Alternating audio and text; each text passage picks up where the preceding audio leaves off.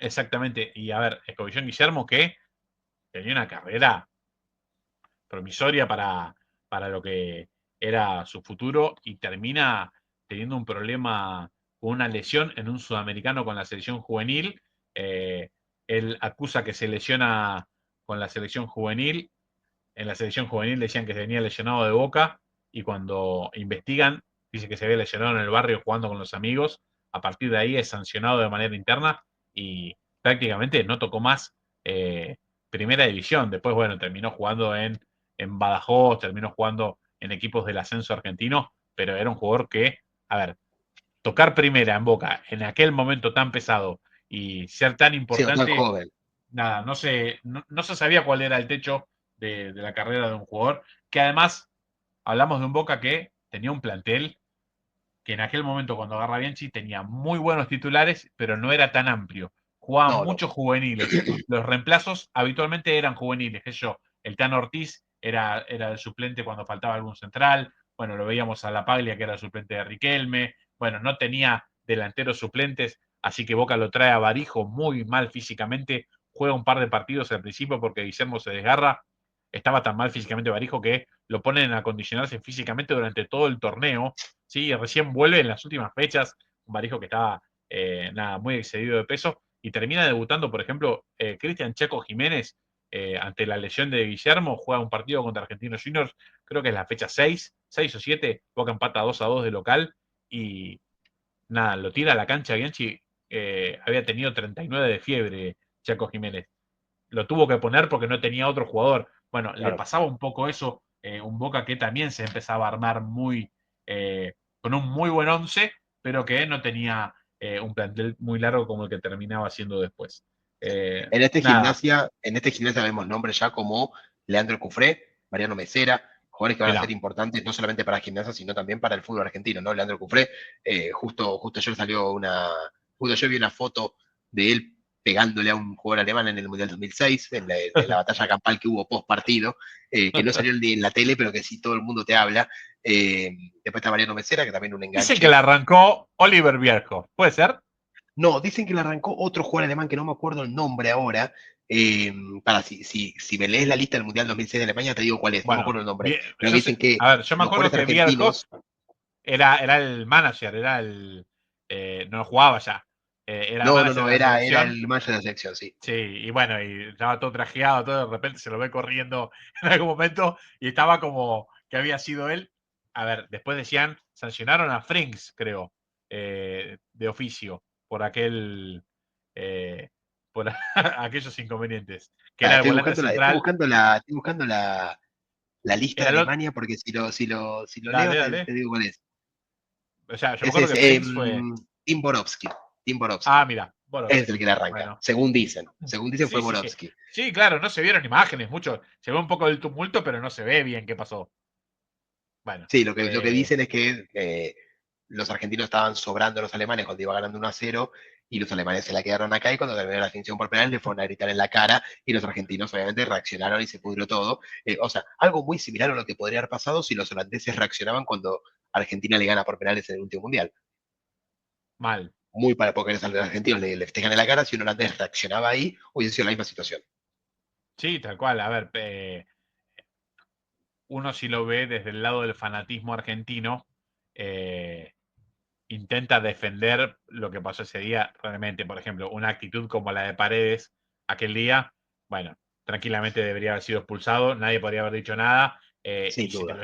A ver, y si te lo llegan a hacer en contra, ¿sí? Todavía estaría siendo insultado cualquier jugador de cualquier país del mundo. Eh, Nada, a veces es difícil poner las cosas en ese contexto y cuando vos sos eliminado en una Copa del Mundo, cuando la ves tan cerca y te vas por penales como se fue Argentina aquel día, cualquier chispa terminaba en incendio y bueno, fue de esa manera, ¿no? Terminó en una pelea. Lo que sí hay que marcar de positivo, por lo menos para mí, que gracias a eso Alemania tuvo algunos suspendidos y fue nuestro siguiente rival y por suerte Italia lo terminó eliminando. Así que, y además los hinchas argentinos estuvieron muy felices, porque recuerdo que hubo festejos en el obelisco, hubo todo. Así que, Era nada. bajar al verdugo, pero bueno, como decimos, ¿no? Leandro Cufré, Mariano Mesera, estaba Pobernik, que después justo se lo llevó Troglio en su Dálmine que se armó Qué eh, increíble eso. en Qué la primera historia C esa. para ascender a la primera B con Pobernik. De ahí sale, por ejemplo, Carlos Kletnicki, futuro arquero de Gimnasia de La Plata, no muy querido en La Plata, no tuvo grandes actuaciones ahí.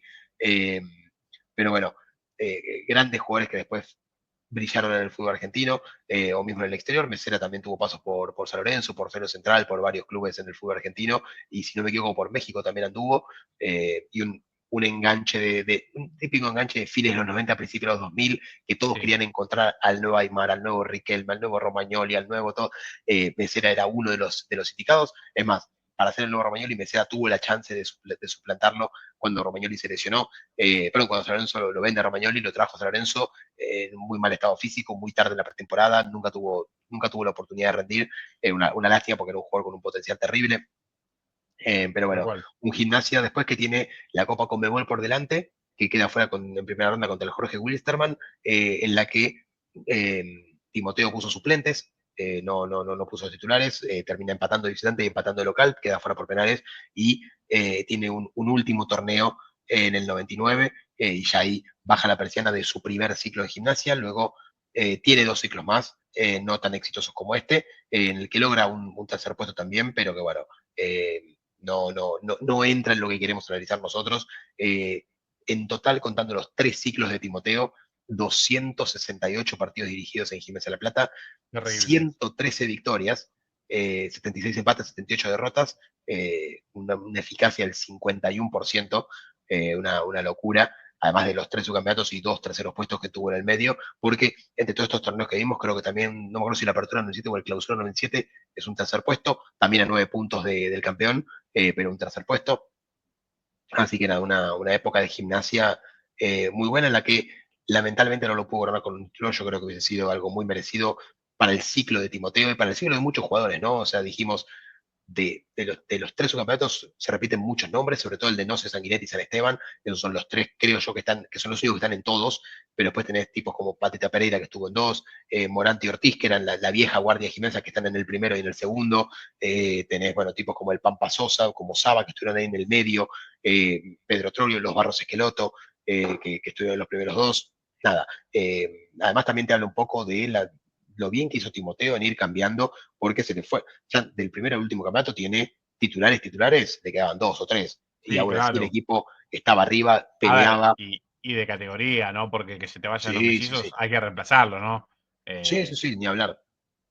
Me No, y parece después que ahí lo está el pudo reemplazar mérito. muy bien. Por ejemplo, se le fue también a Albornoz, apareció Chiro Romero, apareció Saba, el Beto Márcico lo trajeron en el 96 y se mantuvo un par de años. Apareció Iliana, que venía de las inferiores, un gran número 5 que terminó su carrera jugando en Italia. Siguió su carrera jugando en Italia. Pedro Troglio, que vuelve.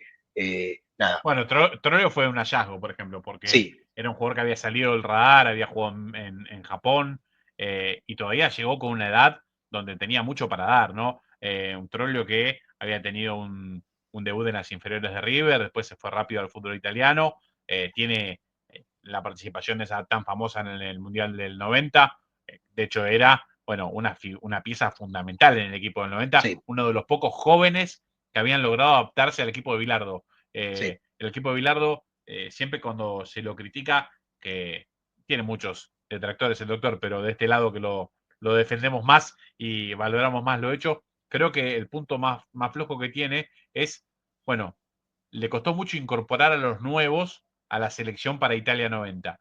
Trollio era uno de los pocos jóvenes que habían logrado adaptarse a todas las funciones que Bilardo pedía, porque un mediocampista en la selección de Bilardo tenía que saber jugar en 5 posiciones distintas, ¿no? Bueno, Trollio era uno de esos que se había adaptado, de hecho, lo ha contado él 1000 veces, la famosa anécdota donde era titular hasta el famoso incidente jugando al Mario Blos, que le hace perder el puesto, pero que lo tiene que recuperar a partir del segundo partido, porque era, a ver, uno de los pocos jóvenes que tenía esa selección, uno de los pocos que tenía que correr todo el partido, ¿no? Después Sí. había, bueno, muchos jugadores grandes, Batista, Justi, Burruchaga, que ya tenían un mundial encima y que venían físicamente muy desgastados, ¿no? Eso sobre todo era la parte fundamental. Pero si uno tiene que pensar en jugadores jóvenes que jugaron en esa Copa del Mundo y que eran debutantes, va a decir Troglio, va a decir Canigia nada más y nada menos, que fue la figura de esa selección, el arquero Goicoechea, que también era muy joven, y después ya los demás jóvenes que entraron, ninguno terminó, quizás algún momento de Basualdo, pero ninguno terminó siendo muy importante y les terminó costando un poco más, y los demás que se adaptaron no eran tan jóvenes, como el caso de Juan Simón, que tenía ya alrededor de 30 años. Sí, sí, sí. Troglio, que llega en el 97 con 32 años a Gimnasia, se va en el Claro. 2002 con 37 años. Sí, sí. 5 años estuve en Gimnasia. Pedro Troglio también como jugador obtiene otro subcampeonato más en el año, creo que fue 2002, con Ramaciotti, lo que era la delantera con Mesera, Enría y Saba, Sí, sí. que hacían una cantidad de goles terribles, que creo que es el mismo año que se da el 6-6 no, el 6-6 con Colón es antes, pero un equipo que hacía goles por todos lados, que estaba con Trollio, Enría, que era un delantero del fútbol argentino, un extremo del fútbol argentino, que hoy se le titular creo que en cualquier club del fútbol argentino. Sí, totalmente. Eh, en esa época se le llamaba un delantero de equipo chico. Enría jugaba en Lanús en Gimnasia, pero un delantero En brutal. Colón.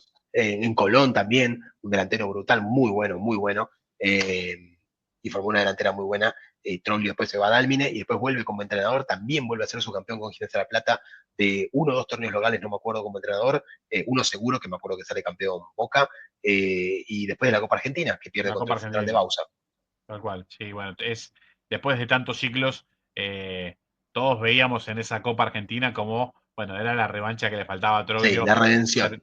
terminar con un título, no terminó siendo para Gimnasia y terminó siendo para Central, que también se le venía escapando la chance de campeonar hacía muchísimos años, y lo terminó haciendo con un técnico que también le faltaba un título en Central, como era el Patón Bausa. Bueno, nada, son esas finales que tienen tanta carga emotiva que para el que es espectador neutral, la ves, viste, como una película de suspenso, viste, la ves hasta lo Sí, ni hablar. último, agarrado así, los hinchas de los equipos protagonistas la ven al borde del infarto, ¿no? Que es lo maravilloso que tiene el fútbol. Pero bueno, así nos vamos con el equipo de Timoteo y extendiendo un poquito más también a lo que fue el Gimnasia hasta el 2005, tal vez si se quiere, que fue la época en la que esos 10 años, si querés, del 95 al 2005, en los que Gimnasia siempre estuvo arriba, siempre, pero arriba siempre era difícil ir al Bosque, a nadie le gustaba, y cuando te visitaba Gimnasia tampoco era lindo recibirlos. Muchos jugadores han pasado por ahí, ya mencionamos a Mesera, Enría, también estuvo el caso de Gonzalo Ochoa González, otro jugador clave de Gimnasia en esa época, y que Lucas también un jugador, Lobos. Lucas Lobos, más Sí, sí, adelante, y ahí también aparece Lucas List. Hoy en claro. día, no sé si es top 5 de presencias en la historia de Gimnasia de la Plata, debe estar ahí nomás con Sanguinetti, San Esteban y no sé, que para fortuna de todos están retirados, ya no juegan más San Esteban, no sé, y Sanguinetti en Gimnasia. Es más, Sanguinetti tuvo un paso como entrenador, estuvo 2 años en Gimnasia, en los años ya donde Gimnasia estaba peleando abajo y empezó a jugar la promoción, que terminarían en el descenso luego de 26 temporadas consecutivas en primera división. Tal cual. Bueno, espectacular repaso, Nachito. Un placer hablar de este fútbol de los 90 que tanto nos gusta. Seguramente habrá otros equipos de aquella época donde volveremos a meternos en aquel fútbol noventoso y tan lindo que tenía la República Argentina. Nos despedimos Hoy de mencionaste este. uno que me Sí, interesa para hacer. a Mencionamos ver. uno ahí en el medio, el Lanús que gana la Conmebol, que después llega a otra final y Ahí que está, tiene bueno, es muy el bueno. Lanús que Sí, vuelve a sí. primera después de primera C, que empieza, creo que desde esa época hasta hace no mucho, en el historial contra River estaba arriba. Si contás solamente desde creo que era 94, 95 hasta el 2000, creo que era 20, estaba arriba en el historial con River en el Monumental. Mira, bueno, y seguramente será uno de los equipos que toquemos en este podcast de equipos históricos.